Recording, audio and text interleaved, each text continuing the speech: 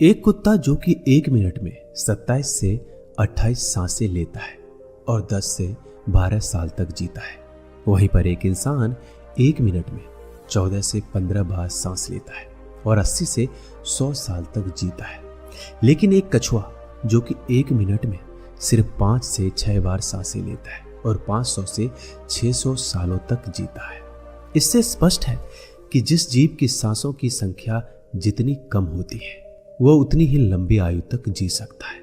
इस चीज को समझकर हमारे पूर्वजों ने सांसों की संख्या को कम और उसकी गहराई को ज्यादा करने के लिए विज्ञान पर काम करना शुरू कर दिया था, क्योंकि वो समझ गए थे कि इंसान को जीने के लिए साल या महीने की नहीं बल्कि एक निश्चित संख्या में सांसें मिलती है और सांसों को लेने की गति को कम करके उम्र को लंबा किया जा सकता है।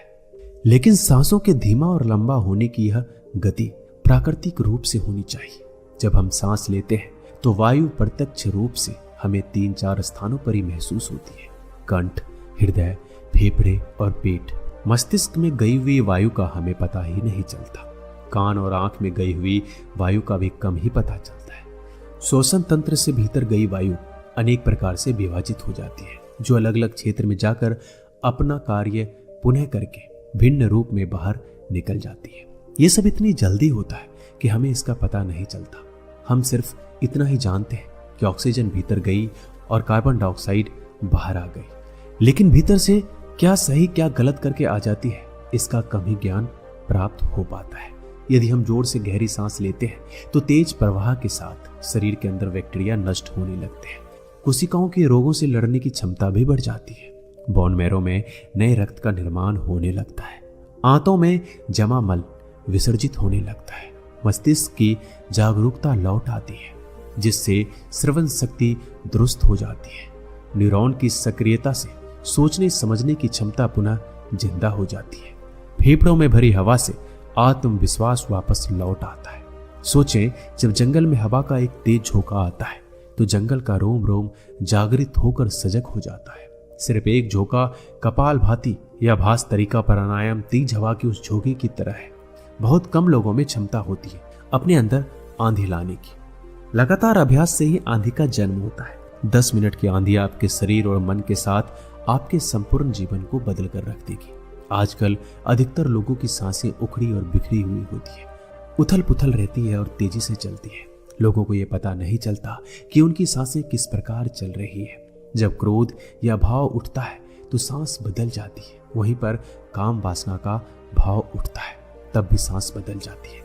हमारे प्रत्येक भाव और विचार के साथ हमारी सांसें भी बदलती रहती है। इसके साथ हमारे खान पान और रहन सहन से भी यह बदलती रहती है। असल में हमारी सांसों का हमारे मन की स्थिति और हमारी शारीरिक अवस्था से सीधा संबंध होता है। पूरा योग्य विज्ञान ही सांसों को सही तरीके से लेने पर टिका हुआ है।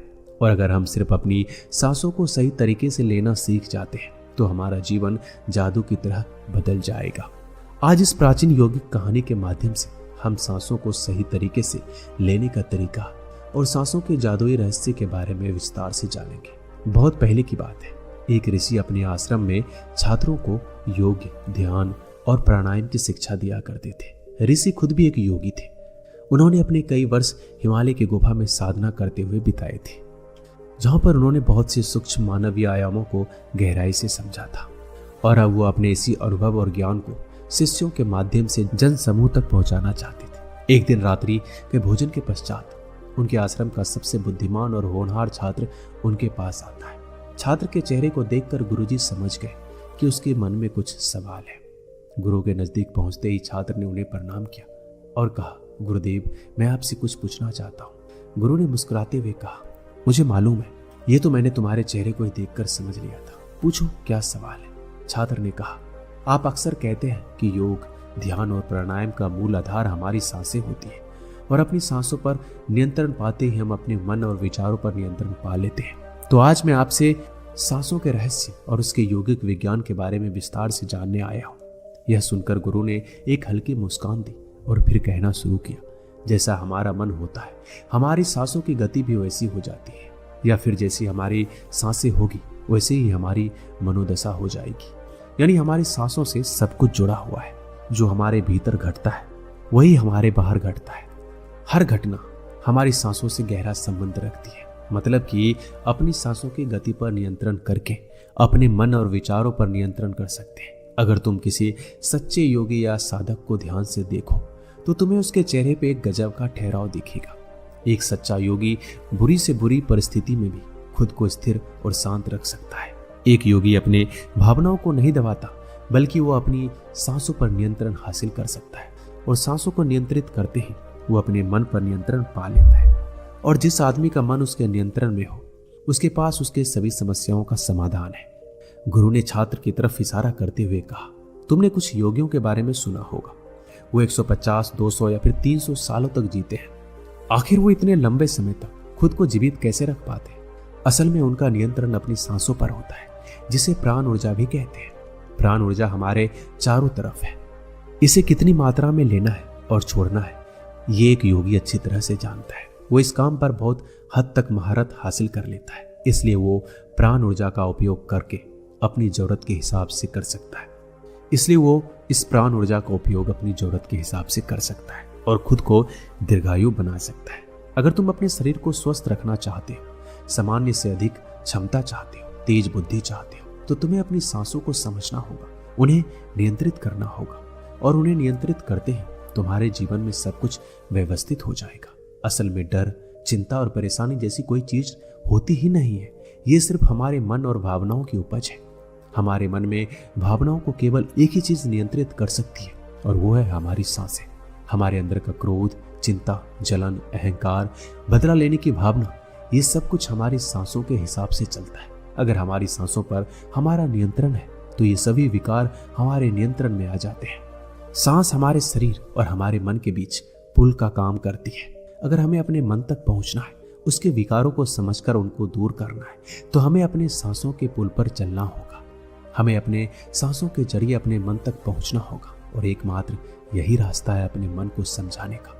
अगर तुमने कभी किसी बच्चे को सोता हुआ देखा हो तो तुमने यह अनुभव किया होगा, जब वो बच्चा अंदर सांस लेता है तो उसका पेट फूलता है, जब वो सांस छोड़ता है तो पेट पिचक जाता है। यानी कि एक बच्चा अपने पेट, अपने नाभि से सांस लेता है, जो कि सांस लेने का सबसे प्राकृतिक और सही तरीका है। अपनी इस गहरी और लंबी सांस की वजह से बच्चे का मन उत्साहित और हल्का रहता है।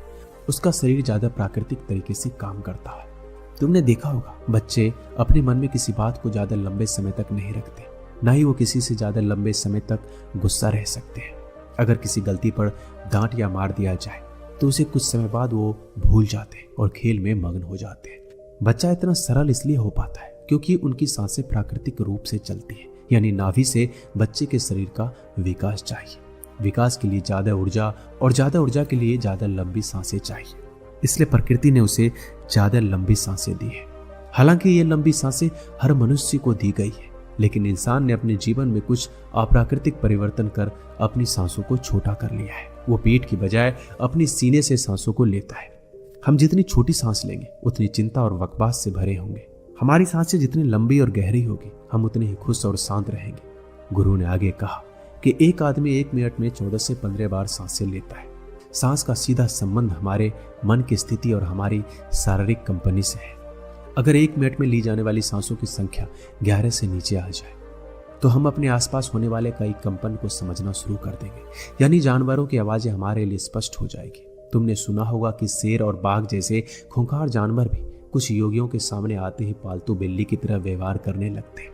ऐसा इसलिए हो पाता है क्योंकि उन योगियों ने अपनी सांसों की संख्या को कम करके जानवरों की आवाजें और उनकी भावनाओं और कंपनों के साथ एक संवाद स्थापित कर लिया है। अगर 1 मिनट में ली जाने वाली सांसों की संख्या 9 से कम हो जाए तो पेड़ और वनस्पति जो कार्य कर रहे हैं वो समझना हमारे लिए आसान हो जाएगा। अगर हमारी सांसें 1 मिनट में 6 से कम हो जाती है तो बेजान चीजें कैसे काम करती है ये समझना हमारे लिए आसान हो जाएगा। बेजान चीजों की कंपन और उनसे जुड़ी दुनिया हमारे लिए स्पष्ट हो जाती है। दूसरे शब्द में कहा जाए तो ब्रह्मांड की प्रकृति समझी जा सकती है, और ऐसी स्थिति पर पहुंचकर बहुत से योगी और ऋषि मुनि ब्रह्मांड के रहस्यों और उनमें घटने वाली घटनाओं की भविष्यवाणी कर देते हैं। हमारा शरीर जितना स्थिर होगा हम उतना ही कम सांस लेंगे। अगर हम अपने पूरे शरीर को स्थिरता के एक निश्चित स्तर पर ले जाए, बहुत तेज सांस ना ले तो हमारा बोध बढ़ता चला जाता है लेकिन दोस्तों, योग विज्ञान के अनुसार एक साधक अपनी सांसों पर नियंत्रण करके ऐसी बहुत सी चीजें कर सकता है जो साधारण इंसानों के जीवन से परे है। योगिक परंपरा में ये कहा जाता है कि अपनी सांसों को घंटों तक रोककर एक आदमी एक नए मानवीय आयामों का अनुभव कर सकता है। ऐसी बहुत सी बीमारियां जो जानलेवा हो सकती है या जिनका कोई इलाज नहीं है, उन्हें केवल अपने मन और दिमाग पर नियंत्रण कर ठीक किया जा सकता है। अपनी सांसों पर नियंत्रण करके व्यक्ति एक ऐसी मानसिक स्थिति तक पहुंच सकता है जहां जीवन में आने वाले उतार चढ़ाव से परेशान नहीं कर सकेंगे। कुछ लोगों को ये बातें कहानी लग सकती है, क्योंकि आमतौर पर लोग ऐसा नहीं करते। कोई भी चीज जिस पर उन्हें यकीन नहीं होता उसे अंधविश्वास कहकर नकार दिया जाता है। लेकिन पौराणिक योगिक परंपराओं को पालन करने वाले लोग ऐसी बातों का दावा करते हैं। उन्हीं लोगों में से एक है स्वामी रामा। स्वामी रामा हिमालय की गुफा में रहते थे। उन्होंने बचपन से ही योग की प्रणालियों का अभ्यास करना शुरू कर दिया था। 1970 में स्वामी रामा एक अमेरिकन रिसर्च लेबोरेटरी में गए। अपनी सांसों पर नियंत्रण करके उन्होंने अपने दिमाग और मन की वो जब चाहे जितने समय के लिए चाहे अपने सांस, ब्रेन वेव्स, हृदय की धड़कन और शरीर में बहने वाले खून को रोक देते थे। लेबोरेटरी में मौजूद डॉक्टर्स ने स्वामी रामा के शरीर पर रिसर्च की और उन्हें मृत घोषित कर दिया। लेकिन इस अवस्था में भी स्वामी रामा सब कुछ महसूस कर सकते थे। यह देखकर वहां मौजूद रिसर्च की टीम दंग रह गई थी। साथ ही स्वामी रामा अपने शरीर में अपनी मर्जी से ट्यूमर की ग्रोथ को घटा और बढ़ा भी सकते थे। रिसर्च की जिस टीम को हिमालयन योगियों के सारे दावे अंधविश्वास और पाखंड से भरे लगते थे, वो अचानक से इन्हें इनर साइंस प्रतीत होने लगे थे। एक भीतरी विज्ञान जो साधारण मनुष्य की कल्पना से भी परे है। सांसों को ध्यानपूर्वक लेना एक प्राचीन योगिक टेक्निक है। एक योगी जिसने अपनी सांसों पर नियंत्रण हासिल कर लिया है, वो जब चाहे अपनी सांसों को रोक सकता है। स्वामी रामा के अनुसार अगर आप अपनी सांसों को समझ गए तो आपके शरीर में होने वाली वो बीमारियां जिनका इलाज आज मेडिकल साइंस के पास भी नहीं है, सांसों के माध्यम से उन्हें ठीक किया जा सकता है। श्वास के गुप्त रहस्यों को समझने के बाद में स्वामी रामा ने अपने कुछ साथियों के साथ मिलकर एक किताब भी लिखी है जिसका नाम है साइंस ऑफ डेथ। गुरु ने आगे कहा, जब सांसें विचलित होती है तो मन स्थिर हो जाता है, लेकिन जब सांसें शांत होती है तो मन भी स्थिर हो जाता है और योगी दीर्घायु हो जाता है। इसलिए हमें अपने श्वास पर नियंत्रण करना चाहिए। गुरु ने शिष्य की आंखों में देखते हुए कहा, तुम्हें क्या लगता है, क्या तुम जितनी लंबी सांसें अंदर लेते हो उतनी ही लंबी सांसें बाहर निकालते हो? नहीं, समान स्थिति में हम जो सांसें अंदर लेते हैं उसकी लंबाई 10 अंगुल होती है और सांसें बाहर निकालते समय इसकी लंबाई 12 अंगुल हो जाती है। और यहाँ 1 अंगुल का मतलब 1 उंगली मोटाई से है। हमारे रोजमर्रा की जिंदगी में कुछ काम ऐसे होते हैं जिन्हें करते समय जितनी लंबी सांसें अंदर जाती है उससे कई गुना लंबी सांसें बाहर जाती है। भोजन करते समय बाहर निकलने वाली सांस की लंबाई 16 से 17 अंगुल होती है। तेज चलते समय इनकी लंबाई 22 से 24 अंगुल हो जाती है। दौड़ते समय निकलने वाले सांसों की लंबाई 45 से 50 अंगुल तक पहुंच जाती है। संभोग करते समय 50 से 60 और सोते समय नींद में बाहर निकलने वाले सांसों की लंबाई 60 से 70 अंगुल तक पहुंच जाती है। इसलिए हमारे शास्त्रों में काम और क्रोध पर नियंत्रण रखने की बात कही गई है, क्योंकि ये हमारे प्राण शक्ति को छीन कर देती है।